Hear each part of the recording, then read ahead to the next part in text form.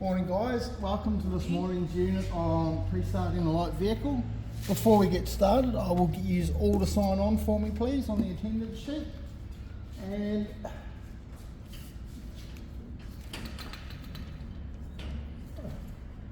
grab a high vis, put that on.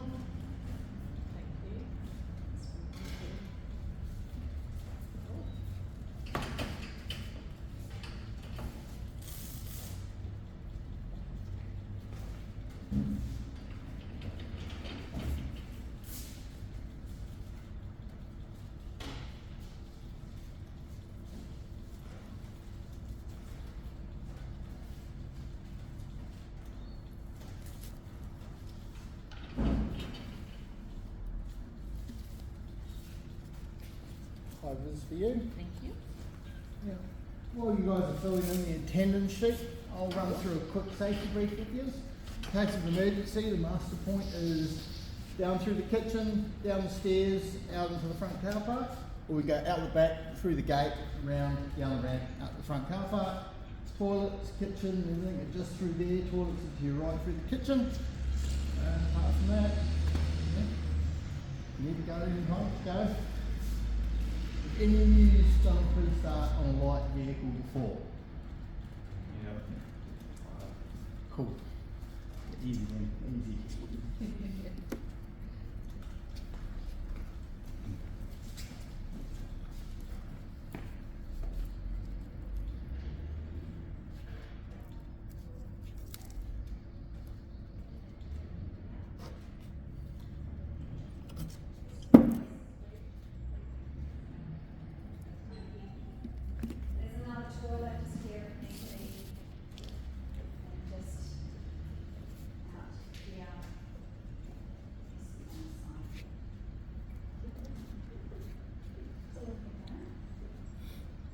Any questions?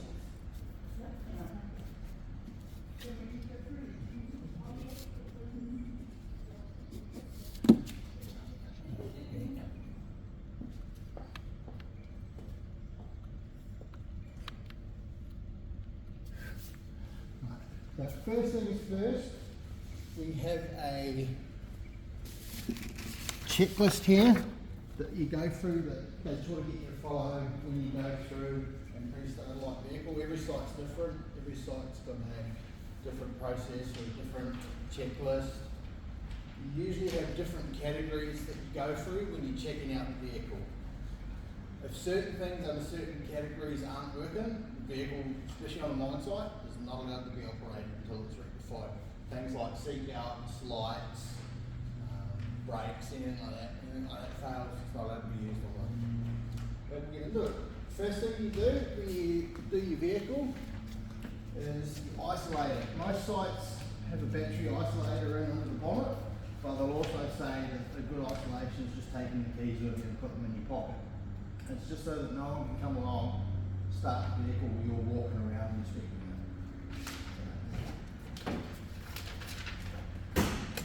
Bonnet.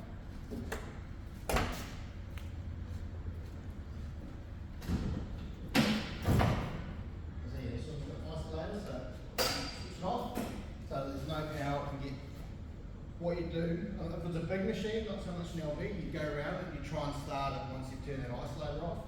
If it starts when that's off, it can't be used. I start my inspections usually from this point, because that's where you've come back to and tried. So I'll start here, I'll start at this point, I'll start with the tyres. Go around and check the quality, like make sure the depth is good, make sure there's no cuts in the side walls. Check all these indicators here, they tell you if the wheel nuts are coming loose. That's what they're designed for. How would they show that it's coming? So, see how they're all pointing each other? If the nut loosens, because that's attached to the nut, that will start coming around this way. I feel like an indicator.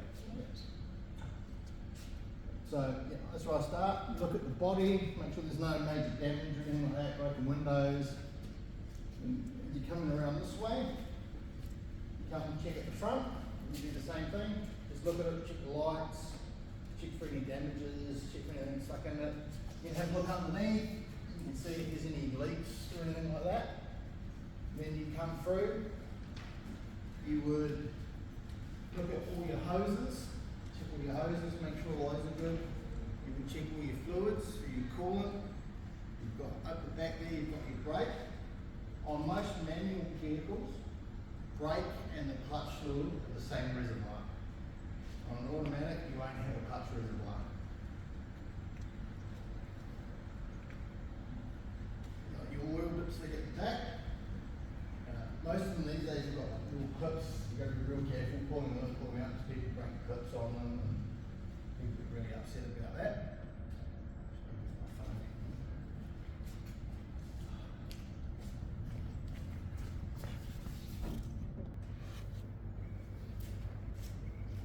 So then once you've done all that, you check your battery terminals, make sure they're tight, make sure they're not corroded. And just work your way around. Again, What's it look like when they do corrode? so when they corrode, well then it looks like it's almost like looks like the old Ajax laundry car with it all clumps together on there. So, yeah. And same thing here, just keep following it around, check your tyres, have a good look at just the suspension and everything. See if you notice anything that looks out of place. Come around here, checking the body again, check the windows, check the mirrors. This here, heavy vehicles on a mine site usually have to have 2 spare tyres. Light vehicles, it's usually only 1. But if you've got 2 spare tyres and one of them goes flat, you've got to make sure that you mark it down so that the workshop knows that hey, we need to replace the tyre or anything like that. But you can still use the vehicle. You can still use the vehicle. As long as workshop knows, if you just change the tyre and put the shitty flat tyre back in here and just leave it, those car workshop will be pretty upset. You keep coming around here, just check all the body, check the suspension for any cracks, loose bolts, anything like that. Same against the back tyre. This one here's got extra things that a lot of vehicles won't have, like this one's got a water tank. Like most of the time workshop will have it, it's just for washing their hands and stuff like that in the workshop vehicles. Should by rights have like highlighted numbers on the side if it's going to be a mine site vehicle, they have like a big yellow sticker on the side of it with a asset number. Doesn't have that, can't be used on a mine site. Doesn't have a yellow flashing light, can't be used on a mine site. Just a question, Yes. out of context, because I just noticed this last few days I've been on the road and I've seen this type of vehicles with an SR number, like a yellow sticker. What does that mean? So that's an asset number. Okay. Depends, like a lot of hire vehicles, Europe car, places like that, if they, mine sites will just hire out vehicles. All right. And it might be the company, it could be like, say for example, say Envirotech Drilling. It might be ED7759, it's Envirotech and then the asset number. Okay. You need to have those asset numbers for identification, especially if you're trying to overtake a heavy vehicle on a mine site, like a bulldozer or a graver or something like that. You don't just want to go past them without them knowing you're coming past, because you're going to end up coming out worse off if you hit them. Is there a reason why they are yellow with black? Yellow. So you can see it from So you light. can see And it, it reflects, okay. especially at night, they're helping you see it at night. And you keep coming around here, you've got, check all your lights, make sure there's no cracks, nothing damaged. We'll come back around after we've done the full outside check, you de-isolate the vehicle and then you go back around again and you check, make sure that your lights work, window wipers work, and that kind of thing. So just having a look, making sure there's no leaks back, making sure there's no damage, just working your way around. Yes. Yeah, you want to be able to see that. We get in trouble quite often at site for dirty vehicles and not being able to read numbers. And then just keep walking around. Start with a visual inspection. Yeah, it's basically a visual, solid visual inspection, but checking on your fluids and everything like that as well. And then once you've done that, you'll unisolate it. Notice on here it says light flag on or quick area. So that's what this would be here for, I'd say. Yep. You get like a, there's the flag staying over there. You need to have flags on one side, because especially when you come up over a crest or something like that, so that they can see you coming. I see the flag before they see you, and like, oh, there's somebody over there. Is there a certain distance that they're going to be? I don't actually think there is. You know, like, everyone's. I've got one on my car, Yeah. and when I go out on the beach, full driving and stuff like that, and then come up over a sand dune. But, so once done that, unisolate it, you'll go back around, you'll just turn the ace, the accessory side of it on, and then you get out. If you've got someone with you, it's easier because you just have someone standing in the back checking the lights instead of having to go and look, and then you get to do that both sides of the indicators. People sometimes just like, oh yeah, just hit the hazards and check them all at once.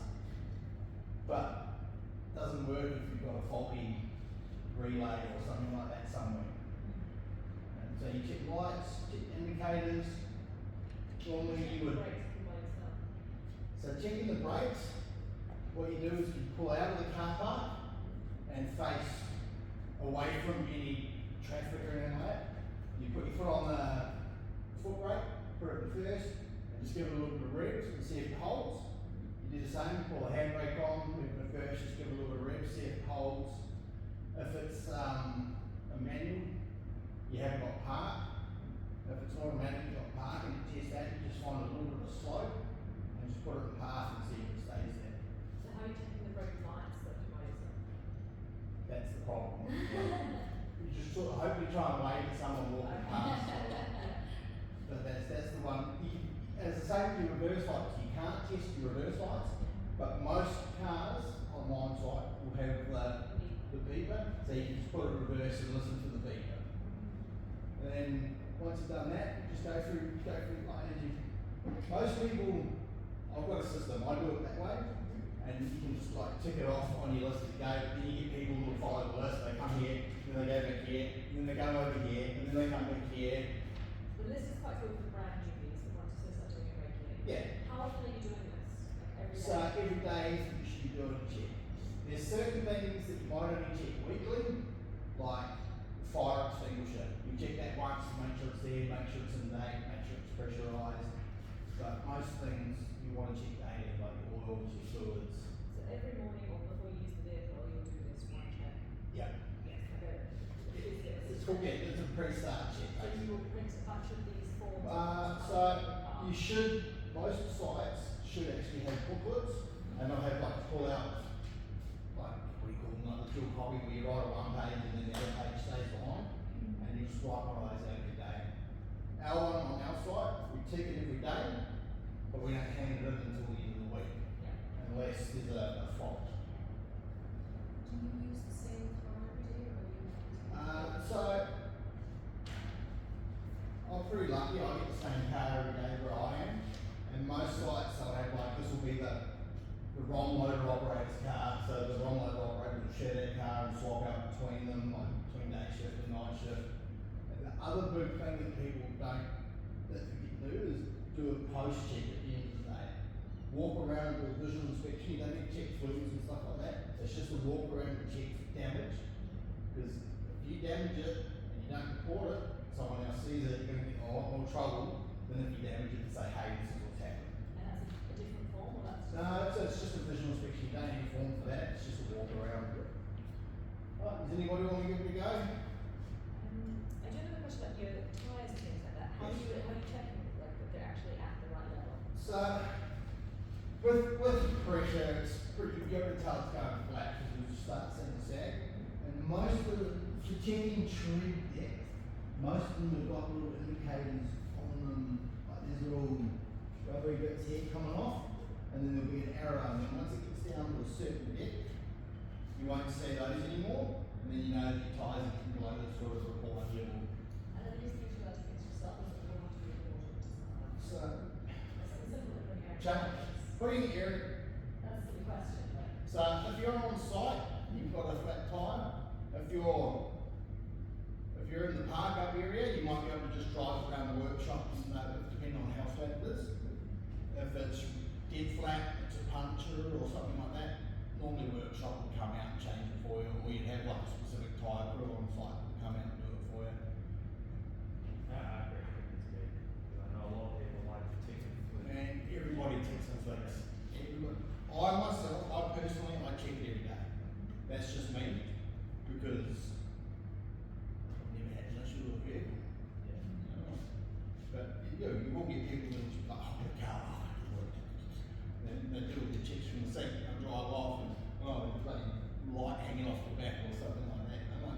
we drive out Marble Bar Road every time we go out to work, and it's rough as guts, and we've had 3 of these snap and fall off, and we were driving along there, and people haven't noticed. It's like they don't walk around and check, and then the next person that comes along, okay, broken line. Let's give you operational equipment checks, like the breakdown time was, where are those things kept, like first aid kits? So first, this one here should have got the fire extinguisher just here by the door, and first aid kits normally are first aid kits is in the back there behind the passenger seat. Breakdown time was Saturday, first aid kit, plus the. So that's, yeah, if you break down and you have to do it yourself. But normally if you're on site, you'll have your own PPE, you'll have some gloves and stuff like that attached to you anyway. This is the first time I've actually seen gloves on a prestart checklist. No, that's, so, these ones here, any of those don't work, or any of these don't. These don't work, I can't drive the vehicle. Yes. Any of these are just like flag. The engine oil, and stuff like that, if those levels aren't right, Is that critical? you consider that critical. Yeah. So, There's no gloves, I'm like, my honest gloves. yeah. You might, you'd have a rag for checking the oil, you don't need gloves. Yeah. You don't want to wear gloves trying to change a tyre because you can't really undo the nuts and stuff like that. But if anyone wants to do a demonstration, walk around with me.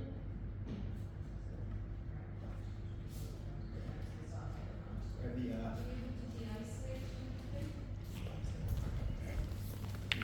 Alright, so first of all, we come and we'll actually make sure that it's isolated. Yep. Then we'll go and start the vehicle to ensure that it has been actually Isolated correctly, yep. before we actually go and do anything. Obviously, it's a safety hazard from actually starting and messing around with things with it not being isolated. Then I will go around and do a bit of a visual check of the vehicle. So first of all, I want to make sure that the vehicle itself is in good condition. I'm looking for cracks and things like that, anything that looks like could be damaged. Yep. And that's just walking around the vehicle. So I'm looking at essentially body damage itself. I'm looking for cracks, anything broken on the lights, looking underneath the chassis. We're checking for anything underneath here. So the sort of things that get stuck up underneath there, sticks, animals, things like that. Coming around looking at the tyres, I'm visually checking my tyres. As far as the actual like wheel nuts are, we check that all the wheel nuts are going in the correct direction. If any of those are like in the wrong direction, those are things that need to be flagged. Making sure the wheels themselves are actually properly inflated, making sure they actually are as per the operation manual, they are inflated correctly. As we're coming around, we're going to do a full loop around the entire vehicle, and then following that, we'll then look inside the vehicle for any of the additional operation equipment. The tyres themselves, we should have 2 spare tyres. It's a larger vehicle, this one is a smaller vehicle, so there's 1 tyre there. Again, spare tyres is the sort of things we don't have to worry about too much as far as if they are flat, we can some grooves that will coming around the back of the vehicle, you're again looking at just looking at visual inspection at this stage. So as we rightly pointed out, we might give that right down there to the actual license plate itself. We're looking at the lights. We will go back and then we'll check the lights are actually working. But right now we're just looking at the casings, making sure nothing's broken, things like that. Additional things on certain vehicles, like our water tank, things like that, they're not going to be on every vehicle, so just making sure they're functional at this stage. If it's broken, we can still run. Coming around, we're also looking at all of our windows, mirrors, things like that, anything that may make it difficult for us to be able to drive the vehicle. Once we've done our visual inspection, we'll hop in and we'll start her up, and we will go through all of our checks as far as the lights and things like that. Like we said, unfortunately brake lights, stuff like that, we actually can't check ourselves, so we might try flag something down. We're on a mine site, there's plenty of dudes hanging around that can help us. Alright, and then following on from there, we then go check our emergency equipment. That's actually really important, and those are things that people tend to forget to check. Do you have your first aid kit? Do you have your wheel cups? Do you have the things that might help you in case of emergency? Yeah? Have I missed anything? No, good. Yeah, Thank good. you. Normally what we want you to do is just fill out a pre-start form.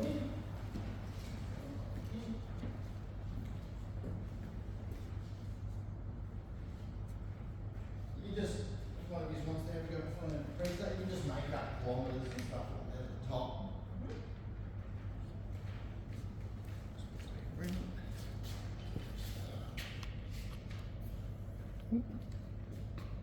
Operator is in. Yes, writing the for you. video.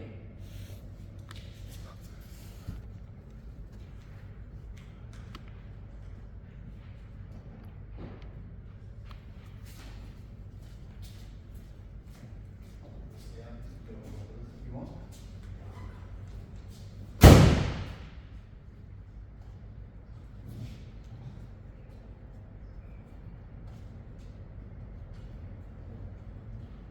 Just lay down there.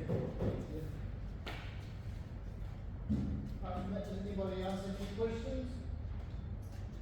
Do you go out alone or do you go out with pairs? So I go out on my own at the moment on the site where I am, and I'm working really remotely. So we have to take things like extra safety things with us, like satellite phones. But quite often on the big mine site, there'll be a couple of years in the car. There's always usually a couple of years to do.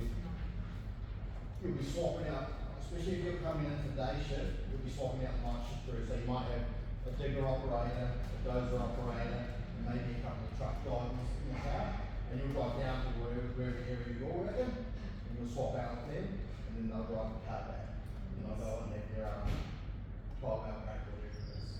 What is the beacon? So the beacon's the orange flashing light, which this doesn't have, so you crop it across there. What's, how often do bikes speaking to stand? 6 months. It's got to be within 6 months. Oh, I don't really see that. Where is the fire? The fire extinguisher is just inside the door. So they normally should have like a little yellow, this one does. But this one stands So they're, July 23rd. So that should be ready for another stamp. on a mine vehicle, do they need to have roof mount indicators or can they get away with just having your own? I'm pretty sure they'll be roof mounted indicators, just to give that extra height, especially if you're in a big machine like a bulldozer or something like that, traveling along, you're not going to see something that's down low. Normally, yeah, you'd have the numbers on each side. You'd have this. I didn't notice this one. All vehicles on one side are supposed to have UHF, or big mine sites like BHP, Rio. They use what they call Tetra, which is a digital radio, and you have your own private channels, and they record everything. So if someone says, "Oh, you get this," you can call up. You can go, "Well, hey, you get the radio logs," and I've had a couple of times before. Yeah. Used to yep. save money. What is the beacon? So wheel chock with these yellow things on the front here. If you need to do something like change a tyre out on site, you put wheel chocks under there, and it just gives you the extra bit of like safety for the vehicle not moving. You can always put the brakes on, but like you said, brakes fail. Wheel chocks don't. They're gonna stay there. It's someone's like new for it. Yes, exactly. If you don't have wheel chocks, you just find some rocks. But if you're going to use rocks, make sure you put them back over off the side of the road. I've seen people leave them there and other cars have come along and hit them. And If I use a rock and something happens in my car, liable if I am causing an incident. Yes. If I use it incorrectly. yes. What's the weak area? So the whip aerial, So is that like to do with UHF? that'll be to do with the UHF. Okay, so if you don't have a UHF, you're not going to have an aerial. What's the equation? So UHF is like a little, like you get them on trucks, it's like you've got the little thing you push a button on, like a walkie-talkie basically. Ah, okay, alright. It's basically a walkie-talkie. Okay, okay. Then the night plug wasn't there, so. So yeah, this vehicle is definitely not mine spec. It would need a lot for it to go on any mine site.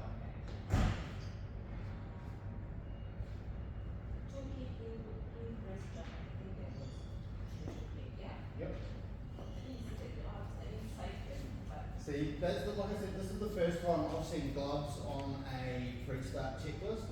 Normally on a mine site, you're issued all your PPE. You've got your high-vis jackets and you've got like a clip that you keep your guns attached to. If I come across the fall, like a category A fall, Yep. what do I do? Do I just So walk the- the keys and just call it a day, or? So That'd be nice. if you come across a fault, the usual sort of protocol is call up your supervisor, call up workshop, let everybody know, and then normally you'd put an out of service tag or something like that on it, which is like a black and yellow tag that says do not use, and the only person that's allowed to move that tag is the person that fixes the vehicle, so it would be the electrician or workshop or something like that. And those sort of things you find in that tool to get hold of, like your. So out of service tags and things like that you get from like your safety or HR team or something like that on site. So I can't just sign the vehicle out of service, I've got to get a mechanic. No. If anything on here Yeah. you tick as not safe, Yeah. automatically you can put an out of service tag on. I'm supposed to do that. Yeah. You're not gonna be like, Yeah. hey, you wanna go home today, so you just said it's broken. Yeah. And people do that. Oh, okay. People do that. Okay, Yep. right. Well, yeah, that makes sense, because I mean, you're not gonna drive my vehicle with the seatbelt up on. Yeah. If So they're you're not gonna wait around and have to say, you better have it. up on site, especially up in the Pilbara where it's, like where I am, it's 45, 46, 47 degree days at the moment. If your aircon's not working, don't use it. Don't use it. Okay, so that would, in theory, be really critical, because obviously it's gonna be a condition. Yes. So these forms then might be different for every different site. Every site will have a different one. Some of them, this is a very mediocre detailed one, Generic, so it's very generic, yeah. The ones like on our site, it'll separate it into category A. If any of these aren't safe, do not use. It'll be like category B can be used if workshop say so, and category C, just report the workshop during the day at some point. What are the common faults that you'll see then? What are the really common things that people tend to miss here that you can see? The biggest things that people miss is just because is basically the lights and stuff like that, or oils, because they're just lazy, and they'll just hop in and they'll just tick. It's like everything's good and they haven't checked it. That's